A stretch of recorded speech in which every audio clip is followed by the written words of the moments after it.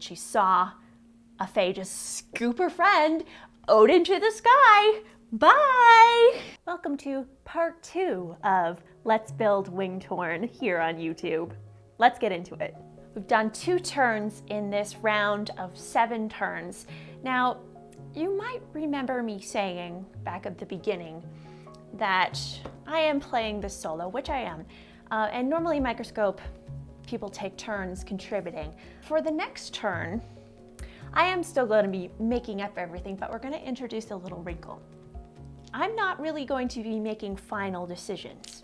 I'm going to let the dice decide the fates. So I can come up with any ideas, but I'm going to ask the dice yes or no, and they get final say. When you are writing a story, you can come up with the most fabulous ideas, and especially when you're using this method, you can get stuff you never would have thought of. Like, I don't think I would have ever thought of one of the sisters being a murderer when they're supposed to be paragons of virtue. But when you put your decisions to the dice, it forces you to think even more creatively about your idea, to twist it, to elevate it in a certain way, so that you're not always going with your first idea. You're forcing yourself out of your comfort zone to ask deeper questions about the scene, to get more exciting ideas out of your story. So for this next turn, let's focus on a different sister here. So we've got 3 sisters. One is a murderer, one is a monster hunter, and one is a mage. And we know that these 3 sisters, they are the ones to first make contact with the fae. They end up marrying the person who becomes king of the humans. So let's put it to the dice here, which sister we kind of focus on next. I'm gonna roll my trusty d6 here. The 1 to 3, we will focus on the monster hunter sister, and 4 to 6 we'll focus on the mage sister. So let's go, let's roll some dice. That is a 1. Okay, so that's the monster hunter sister. So again, I'm not making any final decisions. I'm putting this to the dice. All right, our monster hunter sister, we need to know a little bit more about her. Let's draw some aspect cards. So we've kind of established she's a sort of a ranger type. She probably spends a lot of time in the forest, but she's definitely a huntress, and she hunts down beasts. I haven't really established many beasts in this world. All right, let's draw some cards.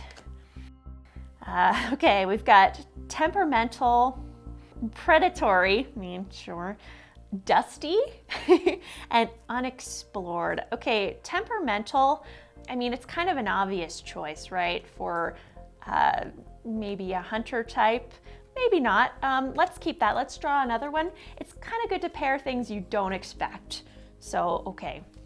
We've got the 4 choices we have here are doubtful, sinking, fearful, and demonic. Well, we don't really have any demonic. I kind of like the idea of a doubtful or fearful monster hunter. She's not always certain about her choices, which is not a very good quality if you are a hunter.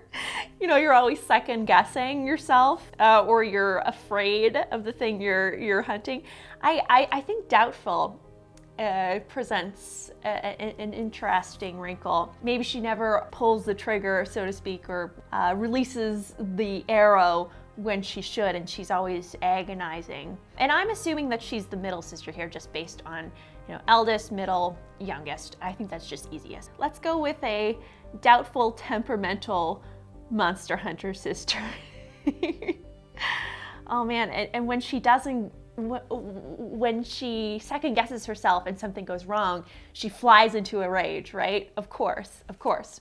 Great, see, so isn't that great? We wouldn't have known that going into whatever scene we're gonna create. Let's bring out a different set of cards. This is something I just started doing, is using tarot cards with my random solo RPG experience. And I have here the Wildwood Tarot. Not sponsored, just a gift from my best friend. Very appropriate for our monster hunter ranger sister. Sure hope there aren't any naked people on these cards. Oh well. And this is a especially beautiful deck, so I'm glad that we're getting a chance to use it. So I'm gonna draw a card, and we're gonna interpret the meaning for a specific event and see what we come up with. We've got the Two of Arrows, Injustice. Ooh, injustice with our monster hunter. I think that is, the arrows are swords in this pack. Let's see the meaning. I find this deck is a little more positive than like a normal tarot deck, so that's also why I kind of like it. False conclusions and unjust decisions based on disinformation motivated by fear. For the victim of injustice, the best defense of the truth is always more truth. I'm interpreting this as either she is accused of a crime or she's involved somehow with some kind of injustice. Okay, and what I'm sort of gleaning from this is, I think we're a little bit forward in time. We're after this sister did this murder. I think we're into the time when they have made first contact with the Fae, and maybe it's some kind of dispute that they are having with the Fae. It's not quite the war, but the Fae have started to like kidnap people. I think that would be a good place to have an event involving our monster hunter sister. Maybe while she's on a hunt in the woods, she witnesses one of her clan members be abducted by the Fae, and maybe she goes to her people or goes to someone of authority and is like, I saw the Fae abduct my friend and nobody believes me. Oh, and then because she's doubtful, right?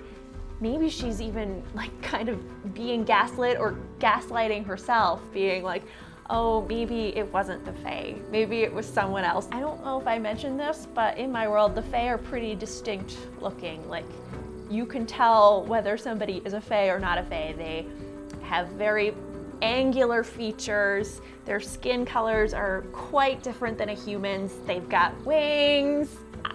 But I think even so, maybe it's at like dusk or at like the blue hour when it's still kind of light, but there's darkness setting in. She's doubting herself, like, did I really see what I saw? She saw a Fae abduct her friend while they are out on a hunt. Maybe she turned her back for a second and there was a rustling and she saw a Fae just scoop her friend out into the sky. Bye! She goes to the authority and no one believes her. So here's what we're gonna do. I've come up with this idea. I think it's pretty good, but we're gonna put it to the dice and we're gonna see what the dice say. Is this what happened or not? So what we're gonna do here for this dice roll, I'm using Mythic Variation 2. If you're a solo RPG player, you're probably familiar with this, but just a quick explanation. This is an oracle roll. So we ask a yes or no question, we roll the dice, and if the dice total of these two dice is 11 or greater, then the answer is yes. If the total is below 11, the answer is no. But I can influence this roll by assigning probability. So do I think that this is what happened? I think, probably yes. So that adds a +2 score to this roll. So I can influence this roll. I think it's very likely, so +4, that this event happened as I've just described it. If the answer is no, then we have to go back and kind of rejig our thinking on this event. So I'm gonna say +4, so that gives us a higher chance of saying yes to this event. So I'm rolling these two dice here. Okay, so that's a 10 and a 6. Yes, the answer is yes. That is how this scene goes. Okay, so the event would be our monster hunter sister witnesses her friend, maybe her best friend. Oh, was this person her best friend? 50-50, so +0. That is an 18, so yes. She witnessed her best friend get abducted by the Fae while they are out on a hunt together. And she goes to report this to the clan leaders, and they don't believe her.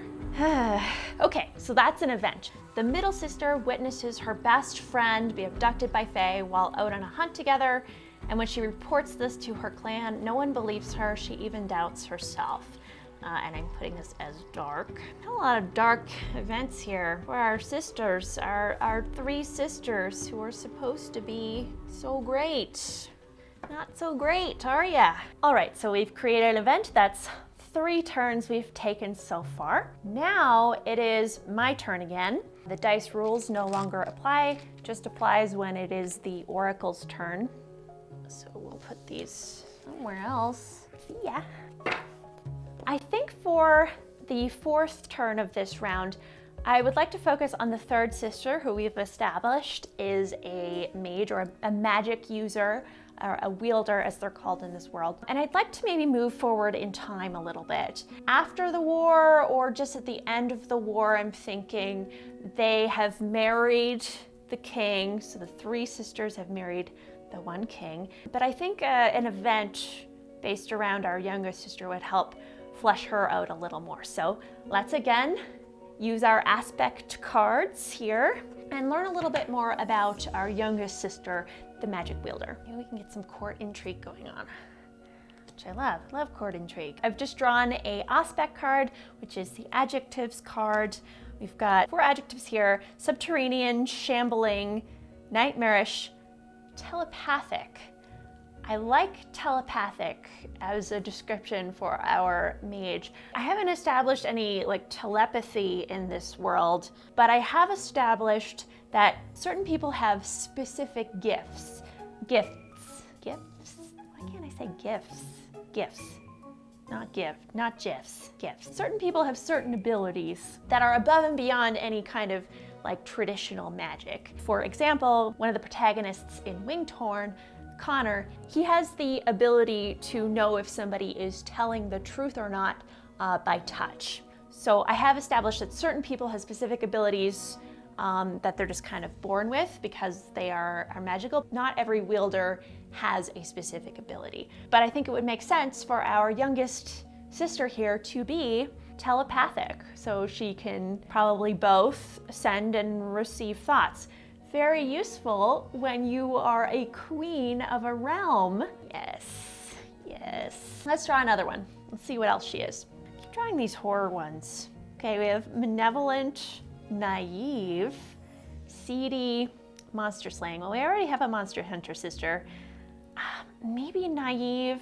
I mean, I think that's kind of the cliche of fairy tales, right? The youngest sister being the most something, the most beautiful, the most kind-hearted. Is it too much of a cliche to make her the naive one, right? I don't know. Maybe by naive, we interpret this as she sees people in their best possible light. She's forgiving. She's willing to see past differences, to make compromises. She's a glass half full kind of gal, but I don't think she's 100% innocent, naive. After all, if she's telepathic, of course that doesn't necessarily mean she reads thoughts or receives them involuntarily. It could mean that. I think she does have the ability to sort of read other people, so she can't be 100% naive. She knows what she's getting into, but she chooses to see the best in a situation. The 3 sisters together, that kind of maybe helps keep everybody in balance when we have one sister who's very strong-willed, we have another sister who doubts herself and flies into a rage, and we have this 3rd sister who can kind of see reason, who can kind of see the other side and what they're thinking, what they're planning, and choose to be you know what, I think we should go with this best option, it's best for everyone. I think that makes sense as a character. The other type of cards in the story engine here are the anchor cards. The anchor cards are places and things that are involved in a story. So that might be kind of interesting to shake things up. I'm picturing her doing something in the castle, in the fort, human capital, just at the end of, or after this war, after they've made peace. Let's draw. All right, the 4 prompts we have on this card are a map, a ticket, a tunnel, ooh, and a path. Kind of like the idea of a tunnel in the capital where she would be. The humans have built this kind of citadel or fort, and I think this eventually does become part of the castle that they would build. And I know that there are sort of foothills around outside of the capital. It would kind of make sense maybe for there to be tunnels, especially since during this particular war, the Fae are, one of their main forms of attack is airstrikes. They come from the sky, they swoop down, they either kidnap people, they slay people. So it makes sense for the humans to have dug out these emergency tunnels and basements and places where children would hide or you know, important people would hide to keep themselves safe. So I think having tunnels beneath the city or between places of import would make total sense here. Let's draw some more cards so we can get a better sense. Okay, we have a set of keys, a well, a hiding place, makes sense, a flashlight, a set of keys, a hiding place, a tunnel. A set of keys is really jumping out at me here just because, I mean, a hiding place, very obvious for a tunnel, but a set of keys, what would our telepathic mage be doing in one of the safety tunnels with a set of keys? Would she be hiding? I don't think she's hiding. I think she's proactively doing something down here. Let's use the engine cards to figure this out. So our engine card here says wants to heal or fix.